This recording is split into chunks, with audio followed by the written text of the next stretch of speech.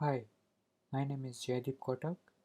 In this video, I will be discussing on IoT device identification using deep learning. This research was guided by Professor Yuvalerovich. Outline of the presentation is, in first two slides, I will be discussing about motivation and goal of this research, and then I will be discussing about the approach which was taken to accomplish those goals. And then I will be discussing about the two experiments which were conducted as a part of this research. Finally, I will be ending this presentation with conclusion and future work. We all have seen in the recent years that there is an increase in the usage of IoT devices. According to one news article, by 2025, number of devices is expected to reach around 75.44 billion. Not only in our homes, but these days IoT devices are also being heavily used in the corporates. Hence they become part of corporate network. That means if any of those devices which are connected to corporate network is vulnerable, attacker can make use of it and can gain the access to corporate network from internet, which is very risky. One other news article says that cyber attacks on IoT devices has been increased by 300% in 2019. We have also seen the chaos created by Mirai botnet, which was targeting IoT devices. Hence, for corporates, it's become very much important to get an understanding that which all IoT devices are connected to their corporate network and whether those IoT devices are authorized or unauthorized. There are some traditional methods to identify IoT devices like port filtering and MAC whitelisting, but those are not effective in these times. There are also some statistical and behavior-based methods, but which has a limitation, wherein we need to identify correct features to make them work effectively. So we thought of applying deep learning algorithms to identify IoT devices from the network traffic. Now coming to the goals, we are addressing two research questions in this study.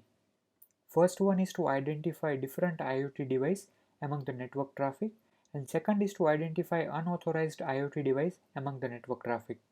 To achieve that, we are converting communication payload into the images and then applying deep learning algorithms to identify IoT devices based on the outcome of those deep learning algorithms. So the outcome of this research is that at the end, we are able to identify from a single communication instance that whether the traffic was originated from IoT device, whether the IoT device is authorized or not authorized.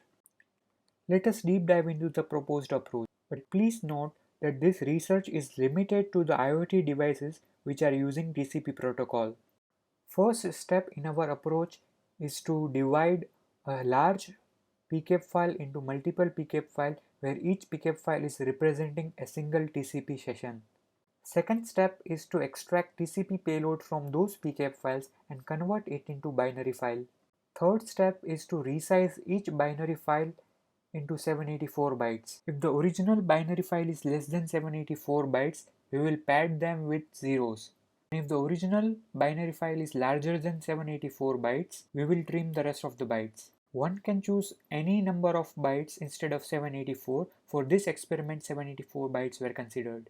Fourth step, what we do is we convert that 784 bytes into 28 into 28 pixel grayscale image. The whole process is shown on the right hand side. So what we observed after applying previous steps is each IoT device has a unique communication pattern.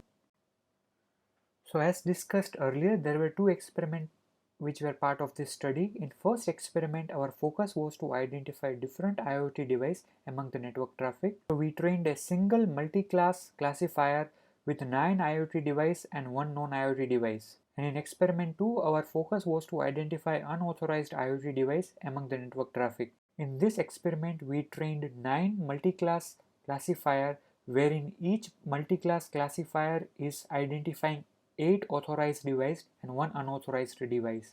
Let us get the technical details of both the experiment. So in experiment 1, we have two layers, that is input layer and output layer. In first layer, we are giving 784 bytes as an input. in the form of images which were generated using previous steps. And the output is 10 posterior probabilities, that is 9 for IoT device and 1 for non-IoT device. The evaluation metrics for this experiment was accuracy. Rest of the parameters were kept standard. Let us see the result obtained. So we trained the model for 25 epochs and we found that at epoch number 7 we are able to get optimum accuracy. Hence we retrained it up to 7 epochs and we found that validation accuracy was 99.87%, whereas test accuracy was 99.86%, which is quite good. Now let us discuss about experiment 2, wherein the goal was to identify unauthorized IoT device among the network traffic. Here also we have two layers, one is input layer and the other is output layer. Here we have 9 models as an outcome of this experiment, wherein each model has 8 labels, keeping one IoT device as unauthorized IoT device, which was not part of training, and hence there are 8 labels, which were authorized IoT devices. Evaluation matrix is again accuracy and rest of the parameters were kept standard. To identify unauthorized IoT device, we derived a parameter known as threshold. So for any instance of TCP payload, the output will be 8 posterior probabilities for each model. So out of 8 posterior probability, if there is no probability which is crossing the threshold value, then that particular instance will be labeled as unauthorized IoT device. Let us see the results of this experiment. First column indicates the name of the IoT device which was kept unauthorized, that means which was not part of training set. Second column indicates minimum number of epochs which was required to train that particular multi-class classifier. Third column represents the threshold value for that particular classifier. Fourth column indicates the test set accuracy which was obtained. You can see that test set accuracy was around 97% to 99%, which is quite good. Now coming to the conclusion part, we found that deep learning based approach is effective in identifying different IoT devices among the network traffic, and a single instance is enough to determine the device from which the traffic was originated, which is good because the other approaches require more than one instance to identify whether the traffic is originated from IoT device or non-IoT device. As we are utilizing deep learning based approach, we do not require feature selection, which is helping us to eliminate the errors which are induced while feature selection in other approaches. As a part of future work, this approach can also be tested on the IoT devices which are using some other protocol than TCP protocol for their communication. Thank you.